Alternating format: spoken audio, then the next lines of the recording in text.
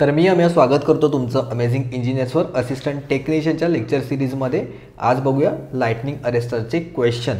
तर आता जी टेक्निशियनची एग्जाम झाली होती ना 2024 मध्ये, तर त्याच्यामध्ये 2 क्वेश्चन्स आले होते डायरेक्टली लाइटनिंग अरेस्टरवर। ओके, आणि 2 क्वेश्चन्स फार इम्पॉर्टंट होतात, त्यामुळे आजचं लेक्चर छोटासा असेल पण इम्पॉर्टंट क्वेश्चन सगळे आपण आजच्या व्हिडिओमध्ये डिस्कस करूया। ओके, पहिला क्वेश्चन आहे what is the primary function of the lightning arrester. Option काय आहेत?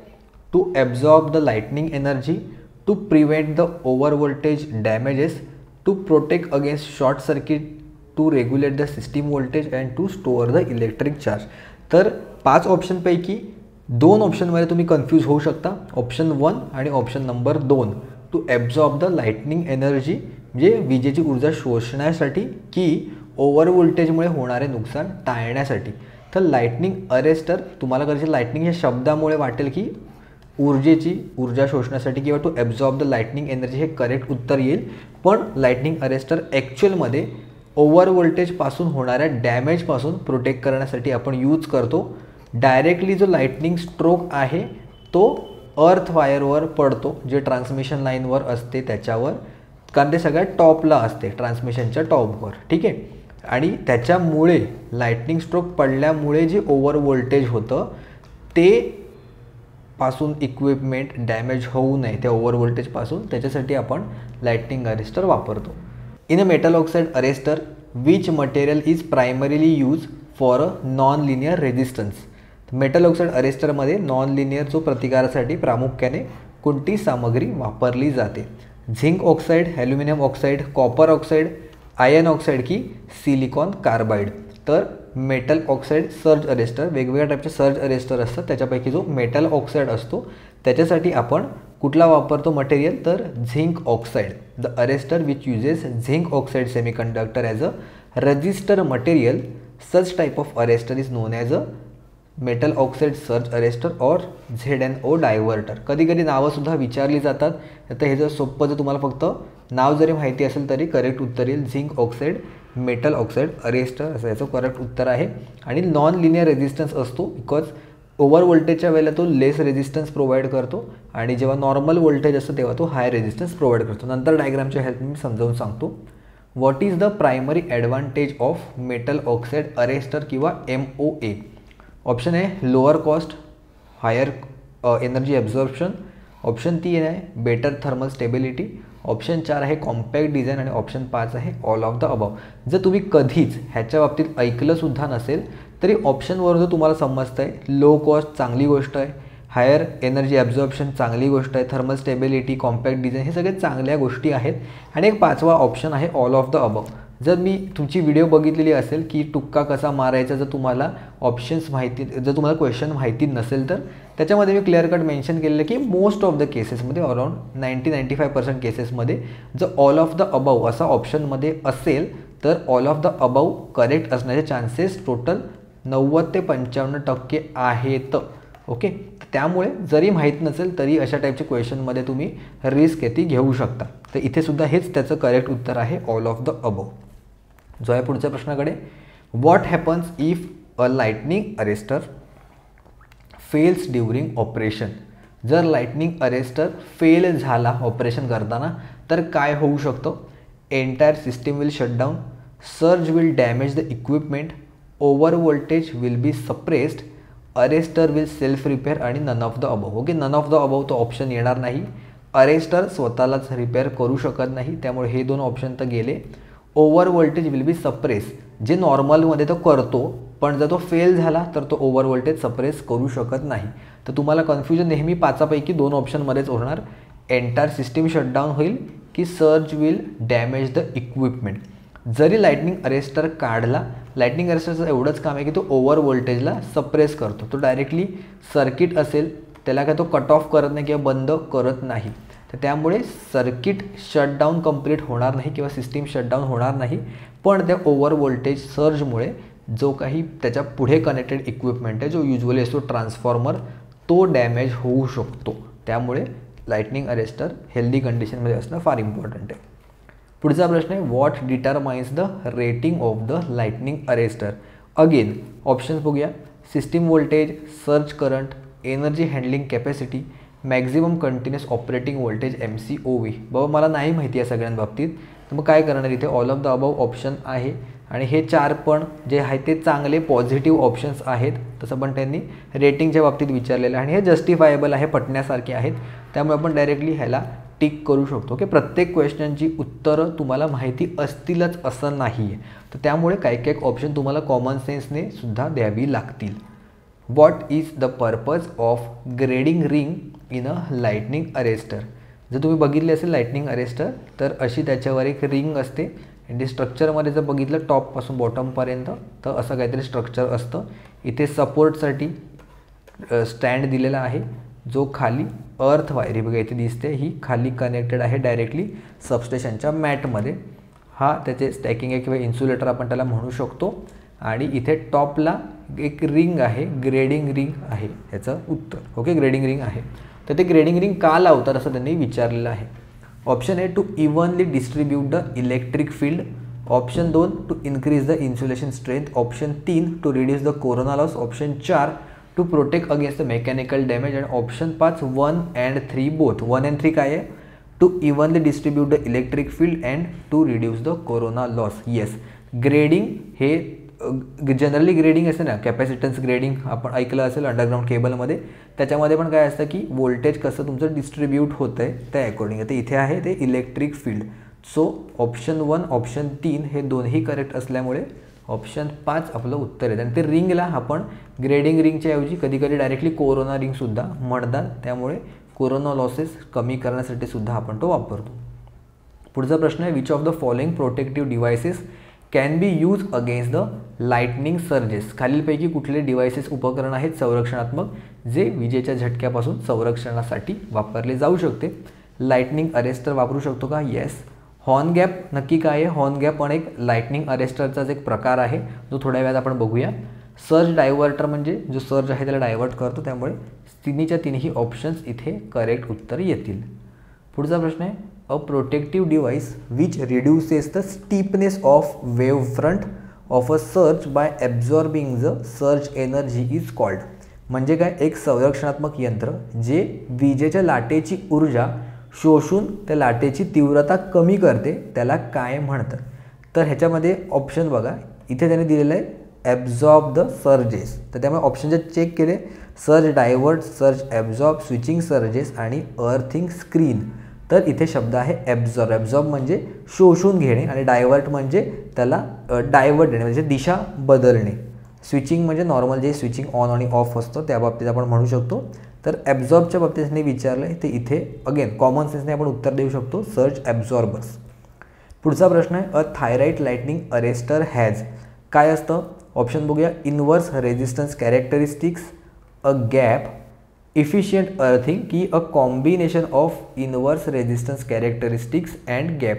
सो बऱ्याचदा असं होतं की जसं आता बघितलं आपण ऑप्शन 1 and 3 करेक्ट उत्तर आहे. तसंच ह्याच्यामध्ये सुद्धा आहे थायराइड जो लाइटनिंग अरेस्टर आहे त्याच्यामध्ये इनवर्स त्याची रेजिस्टन्स कॅरेक्टरिस्टिक्ससुद्धा असते आणि गॅपसुद्धा प्रोव्हाइड केलेला असतो. त्यामुळे ऑप्शन जो 4 आहे तो इथे करेक्ट उत्तर येईल. पुढचा प्रश्न बघूया. थेट विजेच्या झटक्यांपासून ट्रान्समिशन लाईन्सला संरक्षण प्रदान करण्याची डॅश एक प्रभावी पद्धत आहे. Earthing screen, overhead ground wires, lightning arrester की नन ऑफ द अबव. तर जेच अगेन इथे कन्फ्युजन होण्याचे चान्सेस आहेत. तर डायरेक्ट लाइटनिंग स्ट्रोकपासून तुम्हाला वाटेल लाइटनिंग वर्ड आहे तर लाइटनिंग अरेस्टरच असेल. पण जसं मी मगाशी सांगितलं ह्याचं करेक्ट उत्तर येईल ओव्हरहेड ग्राउंड वायर. बिकॉज ह्याची हाईट सगळ्यात जास्त असते म्हणजे जे काही गॅन्ट्री स्ट्रक्चर असतं तर त्याच्या टॉपला सगळ्यात जो टॉप असतो तिथून अर्थिंग वायर किंवा जी ग्राउंड वायर आहे ती पास झालेली असते आणि तिकडे हायेस्ट लेवलवर किंवा हाय व्होल्टेज हाईट जिथे सगळ्यात जास्त असते तिकडे नेहमी लाइटनिंग स्ट्रोक पडतो ॲज कम्पेअर टू द कमी हाईटच्या ठिकाणी. बरोबर. So what does the above symbol indicate in an electrical wiring. हे कसलं सिम्बॉल आहे? Lightning arrester, isolator, exhaust fan की करंट ट्रान्सफॉर्मर. हे तीनही ऑप्शन आपल्याला माहिती आहेत. जरी ही डायग्राम तुमच्यासाठी नवीन असली तरी आयसोलेटर माहिती आहे कसा असतो, एक्झॉस्ट फॅन पण माहिती आहे आणि सिटी कसा असतो ते पण आपल्याला माहिती आहे. त्यामुळे बाय डिफॉल्ट मी एलएला इथे टिक करून येणार. उत्तर जरी माहीत नसेल तरीसुद्धा आपण एक स्मार्ट गेसिंग करू शकतो. पुढचा प्रश्न आहे, लाइटनिंग अरेस्टर साधारणपणे सबस्टेशनमध्ये डॅश दरम्यान जोडलेले असते. Phase to phase, phase to ground, both 1 and 2 and none of the above. तर इथे ऑप्शनमध्ये दिलं आहे बोथ 1 and 2, पण जो लाइटनिंग अरेस्टर असतो तो फेज आणि ग्राउंडमध्ये असतो, जेणेकरून ओव्हर व्होल्टेज जर आलं लाईनवर तर तो डायरेक्टली ग्राउंड करू शकतो. हे बघा, ऑलरेडी आपण व्हिडिओसुद्धा बनवलेली आहे सबस्टेशन इक्विपमेंट, त्याच्यामध्ये सर्ज अरेस्टर किंवा लाइटनिंग अरेस्टर वगैरे सगळ्या गोष्टी आपण डिस्कस केलेल्या आहेत. तर इथे लिहिलेलं आहे बघा, surge arresters are connected between line and earth. Surge किंवा लाइटनिंग अरेस्टर आपण म्हणू शकतो. अशा प्रकारे आपल्याला डायग्राममध्ये दिसतंय. तर इथे सांगतो, जेव्हा नॉर्मल व्होल्टेज असतं तेव्हा काय होतं, ह्याच्यामध्ये इकडे आहे ना आपल्याला हाय रेजिस्टन्स पाथ येतो, प्रोव्हाइड करतो. त्यामुळे जे काय व्होल्टेज असतं किंवा करंट असतो त्याचं सरळ निघून जातं आणि इकडे खाली येत नाही, बिकॉज इथे हाय रेजिस्टन्स पाथ येतो, प्रोव्हाइड असतो. कधी, नॉर्मल आपल्या व्होल्टेज लेवलवर, नॉर्मल व्होल्टेजला, ठीक आहे. पण जेव्हा ओव्हर व्होल्टेज येतं तेव्हा इकडे लो रेजिस्टन्स पाथ येतो, क्रिएट होतो. आणि करंट आपल्याला माहिती आहे नेहमी लो रेजिस्टन्स पाथ असेल तिकडूनच फ्लो होतो. त्यामुळे जो काही ओव्हर व्होल्टेजमध्ये हेवी करंट प्रोड्यूस होऊ शकतो तो डायरेक्टली इथे अर्थमध्ये निघून जातो आणि पुढे जो आपला ॲक्च्युअलमध्ये ट्रान्सफॉर्मर कनेक्टेड आहे त्याला सेफ्टी प्रोव्हाइड होते आणि तो डॅमेज होत नाही, बिकॉज तो सगळ्यात महागडा डिव्हाइस आहे सबस्टेशनमधला, ठीक आहे. त्यामुळे फेज टू ग्राउंड ह्याचं करेक्ट उत्तर येऊन जाईल. जाऊया पुढच्या प्रश्नाकडे. Lightning arresters connected in power system protect electrical equipments from dash. तर लाइटनिंग अरेस्टर कशापासून प्रोटेक्ट करतात? Frequency fluctuation, over current due to indirect lightning stroke, over voltages due to indirect lightning stroke, direct lightning stroke की all of the above options are correct. Okay, तर आता इथे तुम्हाला वाटेल all of the above आहे तर ह्याला tick करूया, पण हे उत्तर येणार नाही, बिकॉज मी म्हणालेलो की तो डायरेक्ट लाइटनिंग स्ट्रोकपासून प्रोटेक्शन प्रोव्हाइड करत नाही. जर 4 ऑप्शन येत नाही आहे तर हे पण गेलं. फ्रिक्वेन्सीचा पण आणि याचा तसा काही संबंध नाही आहे लाइटनिंग अरेस्टरचा. ऑप्शनमध्ये तुम्ही इथेच कन्फ्यूज व्हाल, ओव्हर करंट की ओव्हर व्होल्टेज इनडायरेक्ट लाइटनिंग स्ट्रोकमुळे. ओके, तर ह्याचं करेक्ट उत्तर आहे over voltages due to indirect lightning stroke. आपण बघतोय मगाचपासून पॉवर सर्जेस किंवा व्होल्टेज सर्जेस आहेत तर ओव्हर व्होल्टेज आहे, ओव्हर करंट येणार नाही, यात कन्फ्यूज होऊ नका. पुढचा प्रश्न आहे, thyrite is use in a lightning arrester because of its straight line characteristics, non linear characteristics, none of the above की ऑल ऑफ दिस. तर स्टार्टिंगच्या क्वेश्चनमध्ये पण मी सांगितलेलं की मेटल ऑक्साईड अरेस्टरमध्ये सुद्धा नॉन लिनियर कॅरेक्टरिस्टिक्स असते की जेच हाय व्होल्टेज असेल, ओव्हर व्होल्टेज असेल तेव्हा तो ओव्हर व्होल्टेज जेव्हा सर्ज असेल तेव्हा जो लाइटनिंग अरेस्टर आहे तो लो रेजिस्टन्स पाथ आहे तो प्रोव्हाइड करेल, जेणेकरून करंट आहे तो जास्त जाईल. आणि जेव्हा नॉर्मल व्होल्टेज असतं तेव्हा तिकडे तो हाय रेजिस्टन्स पाथ प्रोव्हाइड करेल, म्हणजे जो करंट आहे तो सरळ इक्विपमेंटकडे निघून जाईल. हा नॉन लिनियर आहे. पुढचा प्रश्न आहे, सर्ज प्रोटेक्टर प्रोव्हाइड्स डॅश. काय असतं? Low impedance to normal voltage, high impedance to surge only, high impedance to normal voltage and low impedance to surges. तर हेच ह्याचं करेक्ट उत्तर येईल. जसं मी आता सांगितलं तुम्हाला, नॉर्मल व्होल्टेजला इम्पिडन्स किंवा रेजिस्टन्स जास्त असतो आणि सर्ज जेव्हा असतील व्होल्टेज सर्जेस ते खाली निघून जावे डायरेक्टली अर्थमध्ये, म्हणून लो तिकडे इम्पिडन्स तो प्रोव्हाइड केलेला असतो. ठीक आहे, आपली टेस्ट सिरीजसुद्धा आहे. बरेच मुलं आता नवीन जॉईन होत आहेत आपल्या चॅनलवर, त्यांना माहिती नसेल त्यांच्यासाठी सांगतो. आपली टेस्ट सिरीजसुद्धा आहे. टेक्निशियन असू दे, असिस्टंट टेक्निशियन, टेक्निशियन 1, टेक्निशियन 2 किंवा सिनियर टेक्निशियन, कुठल्याही एक्झामची तुम्ही तयारी करत असाल तरी तुम्हाला त्याचा बेनिफिट होईल. टोटल 25 टेस्ट आहेत, 20 टॉपिक वाईज आहेत आणि 5 फुल लेंथ टेस्ट आहेत. IBPSचा जसा एक्झाम पॅटर्न आहे तसाच डिझाईन केलेला आहे आपण. आणि प्रश्न तुम्हाला मराठी इंग्लिश दोन्ही लँग्वेजमध्ये मिळतील, जसं मी आता एक्सप्लेन करतो तसं. आणि आता सध्या जर तुम्ही घेतलं तर शेवटचे 2 दिवस बाकी आहेत. फ्लॅट 20% ऑफ चालू आहे. 5 जानेवारीपासून ते 12 जानेवारीपर्यंतच फक्त ऑफर असणार आहे. ठीक आहे, तर त्यामुळे टेस्ट सिरीज घ्या आणि डेफिनेटली त्याचा हेल्प होईल. आणि एक्झामला जाण्याच्या आधी टेस्ट देणं फार महत्त्वाचं असतं टाईम मॅनेजमेंट करायच्या दृष्टीने. पुढचा प्रश्न बघूया.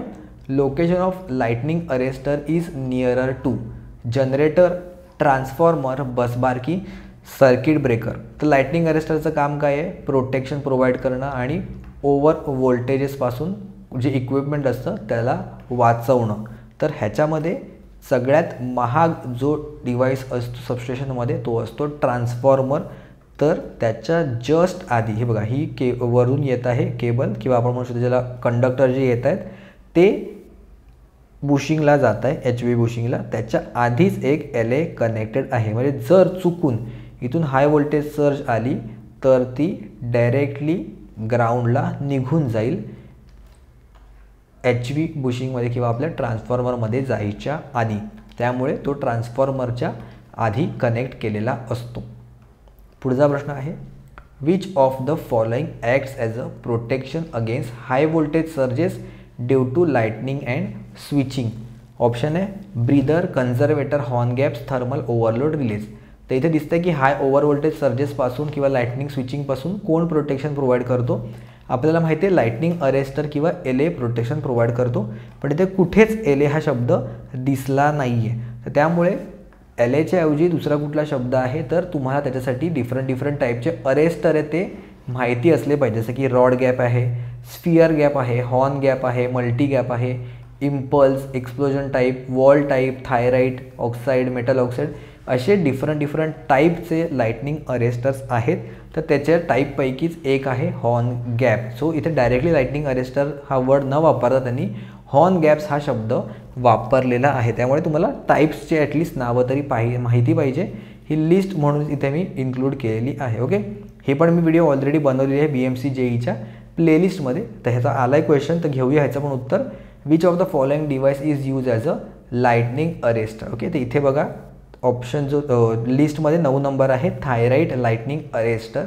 त्यामुळे थायराइट मटेरियल आपण यूज करतो. तर हेच त्याचं करेक्ट उत्तर येऊन जाईल. पुढचा प्रश्न. How does the horn gap arrester operate. Horn gap जो अरेस्टर असतो तो कसा ऑपरेट होतो?